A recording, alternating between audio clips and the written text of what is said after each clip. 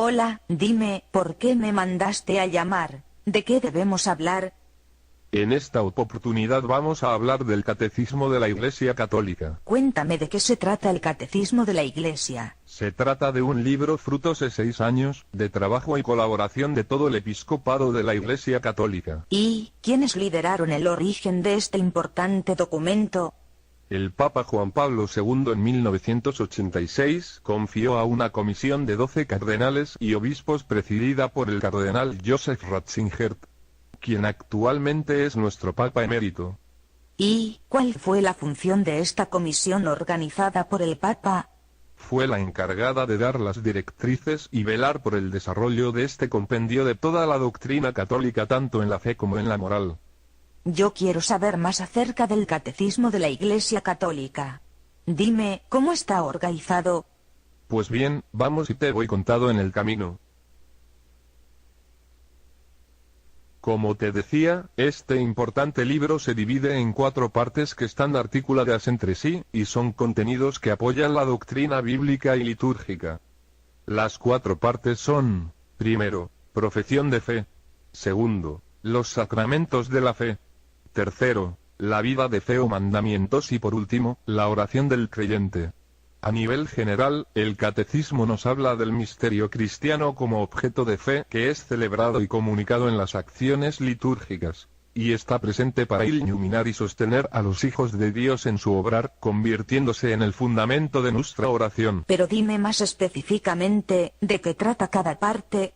Bueno, pues para ser más específicos vamos a donde nos explicarán mejor. Buenos días a todos. Bienvenidos a tu televisión CIC. En este día nos acompañan Orlando Reina y Cristian Chala. Bienvenidos. Bueno, muchas gracias. Es un honor para nosotros estar acompañándolos en el día de hoy. Bueno, para nuestro tema vamos a dividirlo por catequesis. Entonces, iniciemos con la catequesis número 1. Se encuentra con nosotros en esta oportunidad Monseñor Rubén Salazar Gómez y el Padre Alberto Linero. Padres, bienvenidos. Buenos días a todos, gracias por invitarnos. Buenos días, Dios los bendiga a todos los que nos escuchan. Buenos días, Padre Linero, Monseñor Rubén Salazar y queridos televidentes. Es un placer para nosotros tenerlos en este día a ustedes aquí. Para iniciar, Monseñor, queremos hacerle la siguiente pregunta. En la sesión Creo o Creemos, ¿a qué se refiere en el Catecismo de la Iglesia Católica? Bueno, comenzaré diciéndote que el mensaje de esta sección se resume en que Dios crea al ser humano de manera amorosa. Lo hace un ser religioso, capaz de crear y conocer a Dios a partir de la respuesta de la fe. Muy buenos días, Monseñor Rubén Salazar, Padre Linero, gracias por estar con nosotros. Y tengo una pregunta para el Padre Linero.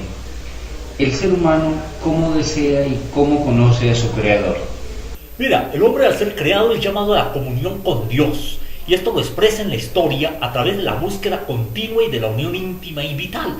Ahora bien, el ser humano puede conocer a Dios a través del mundo y del hombre, pero también lo puede conocer según la Iglesia, mediante la razón humana y las facultades que le permiten conocer un Dios personal que se revela al hombre para darle la gracia de acoger en la fe la revelación de la verdad. Bueno, entonces, ¿cómo se da el encuentro de Dios con el hombre?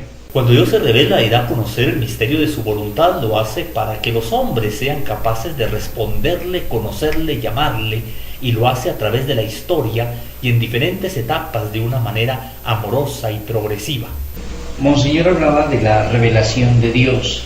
¿Usted, Padre Linero, nos puede explicar cómo se transmite la revelación?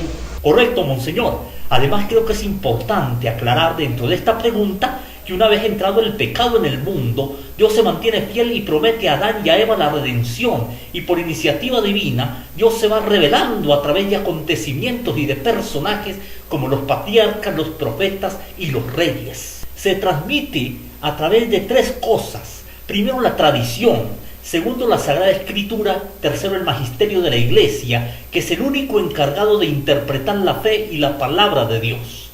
Estas 3 cosas son importantes, pero es bueno saber que Jesucristo es el único mediador y la plenitud de toda la revelación. Monseñor, ¿usted nos puede explicar qué es la tradición? La tradición es la que viene de los apóstoles, quienes transmiten las enseñanzas reveladas por el Espíritu Santo, pero no se puede entender la tradición independiente de las Sagradas Escrituras, que es la palabra de Dios iluminada por el Espíritu Santo. Y entonces, siendo así, ¿en qué consiste el magisterio de la Iglesia? El magisterio de la Iglesia es el encargado de interpretar la palabra de Dios, definir los dogmas, pero este magisterio no está por encima de la palabra de Dios ni de la tradición, sino que está al servicio de esto con una adhesión irrevocable de la fe.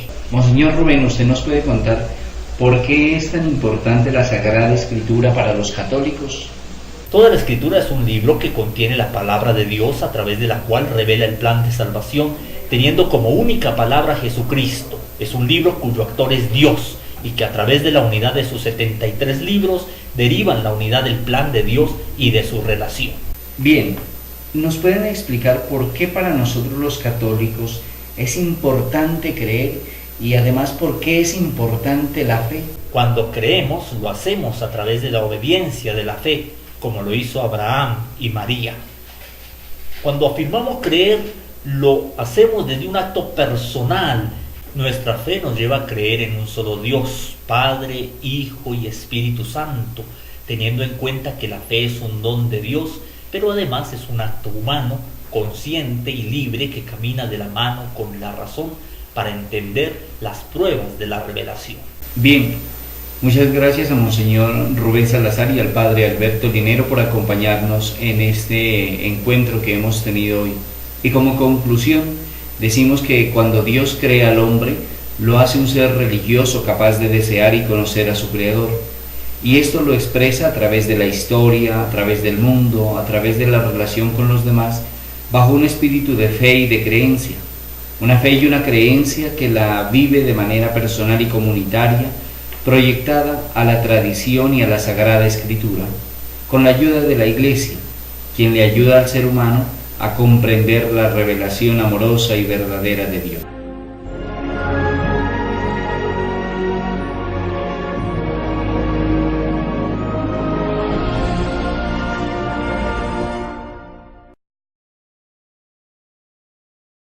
Bueno, muchas gracias Monseñor Rubén, y de igual forma muchas gracias Padre Lineros.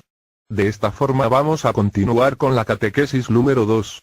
Vamos a iniciar con la pregunta: ¿cómo profesamos nuestra fe? Lo hacemos cuando testimoniamos las profesiones de fe que están contenidas en los 12 artículos del credo, o símbolo de los apóstoles. Cuando recitamos el credo es entrar en comunión con el Padre, el Hijo y el Espíritu Santo, que nos redimen y nos santifican. Cuando nosotros recitamos el credo, empezamos nombrando a Dios Padre. ¿Pero por qué hacemos esto? Simplemente porque Él es el primero y el último, es el principio y fin de todo. Además, porque en Él todo tiene sentido, tanto la creación de lo visible como lo invisible, la creación del ser humano, e incluso en Él tiene sentido la misma revelación de un Dios vivo, único y amoroso. Cuando nosotros decimos que Dios se revela, nos referimos a que Dios revela su identidad cuando nos comunica su nombre, pero lo hace paulatinamente, mostrándose como el Dios fiel y compasivo que vive expresando su amor a través del tiempo y el espacio sin importar la infidelidad humana. Cuando Dios se revela, lo hace como un Dios único, que es verdad, como un Dios que es amor y que es capaz de trascender todo el mundo y toda la historia del ser humano. ¿Cuáles son las características de Dios Padre? Mira, Cristian, la omnipotencia universal, amorosa y misteriosa de Dios abarca las demás características que lo identifican a Dios como el Señor de la historia, como el Padre Todopoderoso, como el Creador de todo. Y cuando nosotros hablamos de su obra creadora, afirmamos que Él crea todo por sabiduría y por amor, y crea un mundo ordenado y bueno sacado de la nada, al cual lo trasciende, lo mantiene y lo conduce amorosamente. Eso quiere decir, queridos televidentes, que Dios realiza un designio divino y providente en su creación. Lo que Dios crea, lo crea en un estado de vida de perfección, en el cual somos también protagonistas principales a la cabeza de todas las criaturas a través de las cuales Dios actúa. Por otra parte, también hay que saber que lo que Dios crea lo hace en un estado de plena libertad y amor. Correcto. Hablar de esa plena libertad y de ese amor es una preferencia que el ser humano tiene hacia Dios, y con esa libertad él puede acercarse a Dios o alejarse de su amor. Esa es la perfección última. Apartarse así del mal sería la consecuencia que después vamos a ver como el pecado original. Bueno, entonces, en cuanto a la creación,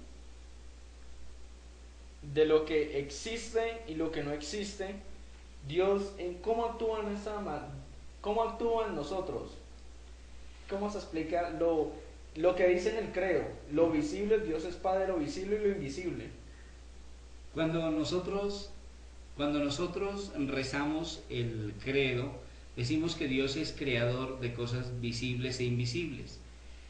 Nosotros nos estamos refiriendo con esto a la creación del cielo y de la tierra y todo lo que estos contienen. La creación de lo invisible viene a ser los ángeles, que son seres espirituales que tienen inteligencia y voluntad y que son criaturas personales e inmortales que superan en perfección a todas las criaturas visibles y que son seres que han estado a lo largo de toda la historia de la salvación y de la Iglesia. Y cuando hablamos de la creación del mundo, nos referimos a la creación en toda su riqueza, en toda su diversidad y orden. Y esta creación tiene, como ya sabemos, al orden en plenitud, teniendo presente que el hombre está a la cabeza de toda la creación como el dueño y señor de ella. Entonces la creación, como nos lo dice en el Génesis, fue creada por Dios, un Dios que ama al ser humano, ama su creación, y por amor fue que nosotros salimos de alguna parte que se llama amor, ese amor que Dios tiene hacia nosotros. Dios cuando crea cielo, tierra, animales, al hombre y también a un acompañante para ese hombre, así como lo dice el Génesis. Dios los hizo hombre y mujer. Entonces, cuando la mujer sale de la costilla del hombre es para eso, para acompañar a ese hombre. Correcto, cuando Dios crea al hombre, lo crea a imagen y semejanza de Dios. Es decir, lo hace capaz de conocer y amar a su Creador. Lo hace un ser corporal y espiritual que goza en su unidad natural de la dignidad concedida por Dios, como tú decías, a hombre y mujer. A estos dos los crea en una perfecta igualdad, pero también en una unidad donde el uno es para el otro motivo de realización y felicidad. Y crea al hombre y a la mujer para que vivan en amistad con el Creador y en una armonía consigo mismos y con toda la creación, a la cual la deben de gobernar y la deben de perfeccionar. Recordemos que el ser humano es también protagonista en la perfección de toda esta creación. Sí, Orlando, también hay que entender que así como Dios nos creó por amor, nosotros tenemos un poquito de ese amor, y no un poquito, digamos, todo el amor de Dios es de nosotros, es para nosotros, porque por ello fue que nosotros fuimos creados. Por eso nosotros naturalmente buscamos a Dios y también somos tal igual como eso. Pero en cierto momento el hombre quiso desde su libertad, porque eso ya lo habíamos dicho, la libertad el hombre la rompe, y al romper la libertad pasa lo que vamos a ver enseguida, que es el pecado original, donde el hombre rompe con la libertad, o sí, como que escoge entre el bien y el mal y decide escoger el mal, y ahí vienen las consecuencias del pecado original. Ahora el pecado original, Orlando. Sí, Cristian, cuando Dios crea al hombre y a la mujer, los crea libres para permanecer en su amor, sumisos en la amistad, al igual que lo hace con los ángeles.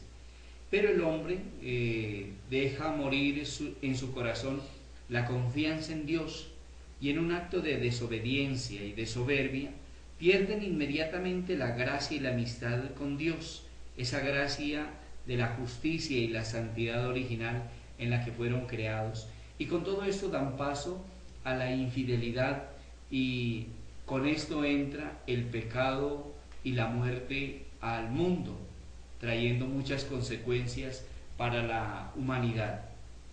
Y esas consecuencias se ven reflejadas en muchos factores, entre ellos el sufrimiento, la ignorancia, el dominio de la muerte.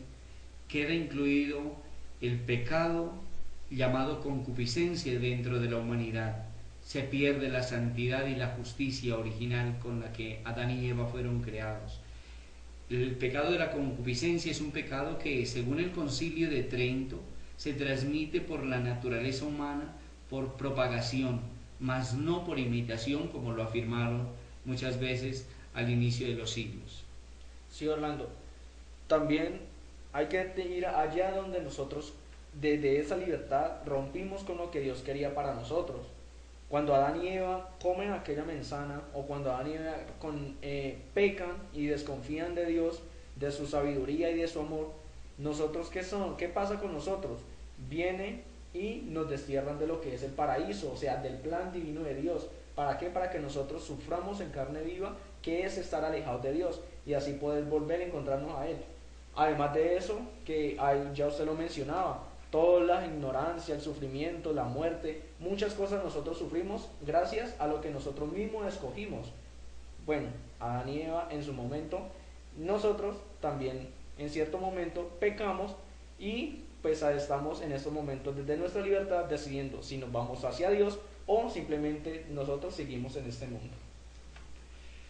Pero hay que tener presente, Cristian, que cuando Adán y Eva cometen el pecado, no termina todo allí, sino que hay algo sorprendente, y es que Dios no abandona al ser humano, no abandona al ser humano cuando se aparta de él, sino que sale a su encuentro, lo llama, le anuncia de modo misterioso un plan de salvación, un plan que va a culminar en la persona de Jesucristo. Y a partir de allí empieza todo el proceso de la revelación de la Santísima Trinidad, empezando por la revelación de Dios Padre. Y todo ese misterio de la Santísima Trinidad se convierte en el misterio central de la fe y de la vida cristiana, en un misterio que va a ser inaccesible a la sola razón e incluso a la fe del pueblo de Israel, que está antes de la encarnación de Jesús y del envío del Espíritu Santo. Eso quiere decir, Orlando, que Dios, que nos ama tanto, aunque nosotros decidimos por nuestro mal de apartarnos de Él, Dios por su misericordia viene hacia nosotros de nuevo. ¿Como quién? Usted lo acabó de decir, como Cristo o como su Hijo, que lo envía a que se nos salve. Por amor, Él envía a su propio Hijo. Es algo increíble. Usted lo mismo decía, es un misterio que Dios haya enviado a su Hijo para que nos salve. Ese misterio se puede llamar amor. El amor es grande, por Él nos creó, por Él nos sigue buscando, y pues ya es de nosotros decidir si estamos en el bien o en el mal. Ahora, Dios, como mencionábamos, Dios se revela, usted mismo lo decía, Dios se revela no solamente en el Hijo que lo envía a que nos salve, sino también en su Espíritu que nos ilumina y nos permite ir hasta Él. Pero hay un Dios de tres. Orlando, ¿cómo así que hay un Dios de tres? Mira, Cristian, ese es el misterio de la Santísima Trinidad, que está compuesta por tres personas distintas, pero que en realidad son un solo Dios verdadero. El Padre que crea, el Hijo que redime la creación que ha caído a causa del pecado, y el Espíritu Santo que santifica y guía a toda esta creación hacia la verdad. Son tres funciones distintas que tienden a un mismo fin y son realizadas por un solo Dios verdadero. El Padre se revela como Padre y Creador. Jesús lo hace por designio del Padre en la encarnación. Y el Espíritu Santo se revela cuando es enviado como el regalo y fruto del Padre y del Hijo. Y entre los tres se revelan mutuamente. Los tres hacen una misma tarea. Según el Concilio de Letrán, el Padre es quien engendra, el Hijo es engendrado, pero no creado, y el Espíritu Santo es quien procede, dentro de una misma sustancia, esencia o naturaleza divina, o como el Concilio de Constantinopla lo va a llamar, la Trinidad consubstancial. El misterio de la Santísima Trinidad es un misterio que ha llevado a muchos a analizar, a discutir, a argumentar. Pero a nosotros lo único que nos conviene y es nuestra tarea es creer que Dios es una comunidad y por tanto a nosotros nos ha creado para vivir en comunidad como lo hizo con Adán y Eva. A manera de conclusión podemos decir que nosotros que fuimos creados por amor divino, estamos llamados a reconocer en nuestro Creador a un Dios único y fiel, que es Padre, que es comunidad con Cristo y con el Espíritu Santo, y que por amor crea de la nada un mundo bueno en donde pone al hombre como Señor y dueño de la creación. Creer en Dios Padre Todopoderoso es reconocernos obra suya, creación de sus manos, fruto de su amor. Es reconocer el poder sabio y poderoso de un Dios que por designio divino nos crea, nos busca y nos salva, puesto que somos sus hijos, la obra perfecta llamada a vivir en su amistad y a conseguir la santidad.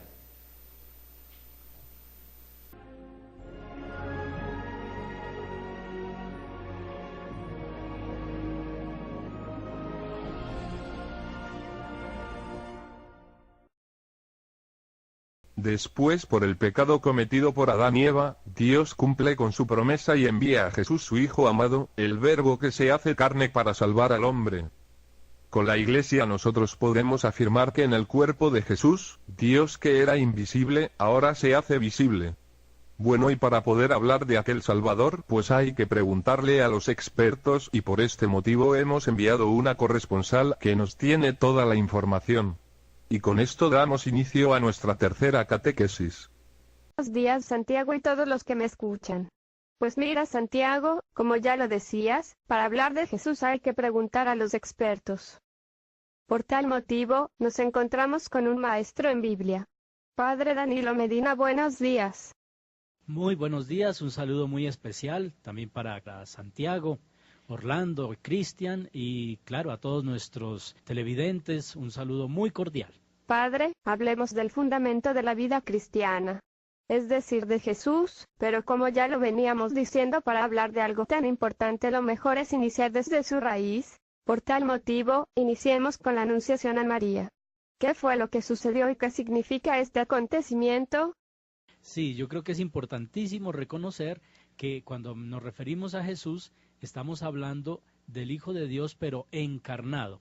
Es decir, que Él ya existía como Hijo de Dios, como parte de la Santísima Trinidad, otro de los grandes misterios que está a la base de nuestra fe, pero llega un momento histórico en el cual este Hijo de Dios, enviado por el Padre, toma precisamente la condición humana, encarnándose y naciendo del seno de María Santísima. Entonces ahí empieza propiamente la realidad de la persona de Jesús. Ahí sí ya empieza a ser Jesús. Antes era, diríamos nosotros, el Hijo de Dios, y no deja de serlo, pero empieza a manifestarse en la historia como una persona humana, además de Hijo de Dios, y entonces a Él lo llamamos Jesús. Incluso, para especificar mejor, podríamos referirnos al nombre Jesucristo, que incluye los dos aspectos: el Jesús histórico, que vino a este mundo hace 2000 años y algo más, y el Cristo de la fe, el Hijo de Dios, que existía desde siempre y que es eterno. Danilo, entonces, ¿a qué viene el Hijo de Dios? Muy, pero muy buena pregunta, porque lastimosamente a veces la gente piensa que Jesús vino a sufrir y a morir. No, Jesús vino enviado por el Padre Dios para salvar a la humanidad. La misión, la tarea confiada por Dios a su Hijo era redimirnos, rescatarnos, volvernos a comprar, a adquirir para Dios. Esa es la palabra que se usa cuando se habla de la redención. Es un sentido muy bonito. La idea es que, siendo el ser humano propiedad de Dios, era libre, era feliz.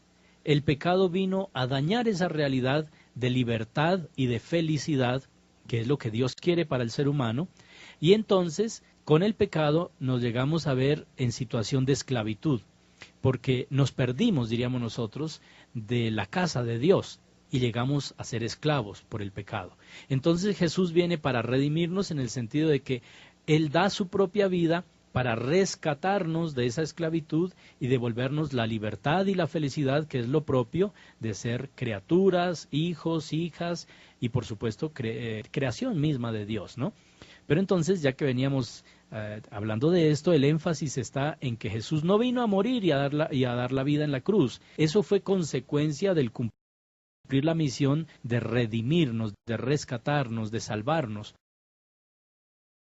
Es decir, aunque obviamente ya no se da, pero hubiese podido suceder de otra manera la redención, no necesariamente teniendo Jesús que morir en la cruz. Por supuesto que no necesariamente teniendo Jesús que morir en la cruz. Por supuesto que Él, como es fiel a la misión recibida del Padre, asumió las consecuencias de esa misión, que fueron concretamente el tener que morir, sí, afrontar el dolor y la cruz, pero no es que viniera a buscar ese sufrimiento, venía a buscarnos a nosotros, a redimirnos, a salvar, y para salvarnos tuvo que afrontar ese otro drama, digamos, por voluntades humanas de su tiempo, de tener que padecer en la cruz.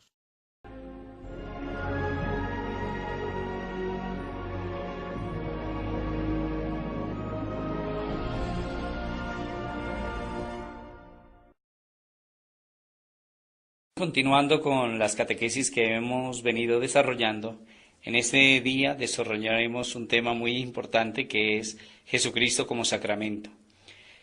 Sabemos que toda la vida de Cristo fue un misterio de revelación, de redención y de recapitulación, en donde el ser humano entra a participar de este misterio porque Jesús se convierte para él en el modelo y vive para el hombre como el modelo a imitar.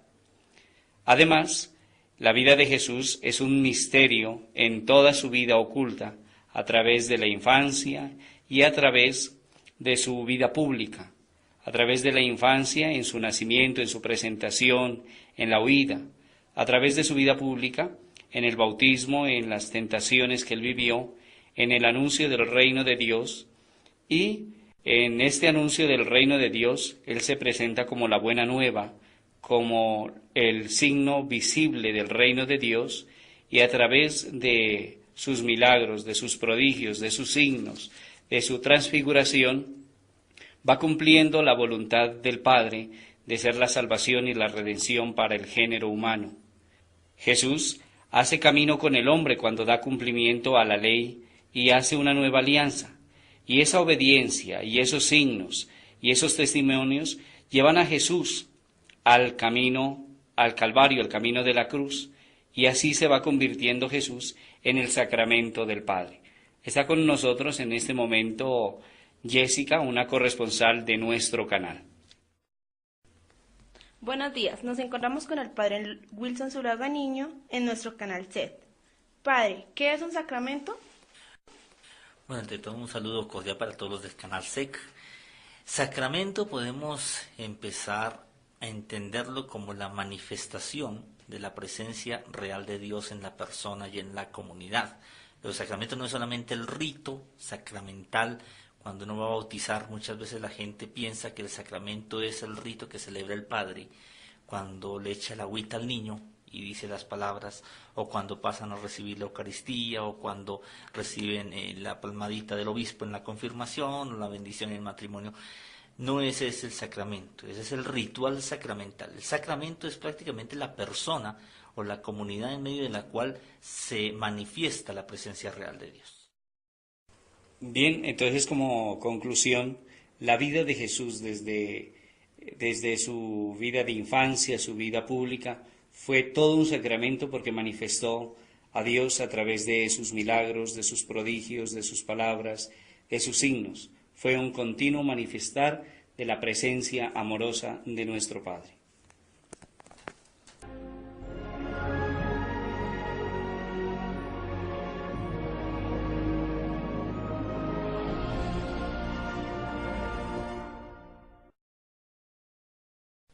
¿Y en qué sentido podemos afirmar que Jesucristo es sacramento del Padre? Cuando nosotros revisamos el capítulo 14 del Evangelio de Juan, podríamos encontrar la respuesta clara a eso. Allí encontramos cuando Felipe le dice a Jesús, muéstranos al Padre y nos basta. Y Jesús responde, Felipe, ¿cuánto tiempo contigo y todavía no me conoces? Quien me ha visto a mí, ha visto al Padre. Luego, lo que él está diciendo no es que él sea el Padre, sino que él está transparentando la presencia de su Padre en él. Es decir, quien ve a Jesús puede identificar cómo es Dios como Padre, porque Jesús manifiesta la presencia de Dios en él. Y cuando decimos que el sacramento es la manifestación de la presencia real de Dios en la persona y en la comunidad, entonces podemos decir que en la persona de Jesús se manifiesta la presencia de Dios, porque al ver a Jesús vemos a Dios. Y por eso decimos también que la iglesia es sacramento de Cristo, porque cuando la comunidad eclesial se comporta como se comporta Jesús, hace las cosas que Jesús hizo, dice las cosas que Jesús dijo y manifiesta en esa comunidad la presencia de Jesús, entonces podemos decir que la iglesia es sacramento de Cristo y podemos decir también que Cristo es sacramento del Padre. Bueno, Padre, muchísimas gracias. Bueno, muchas gracias a ustedes.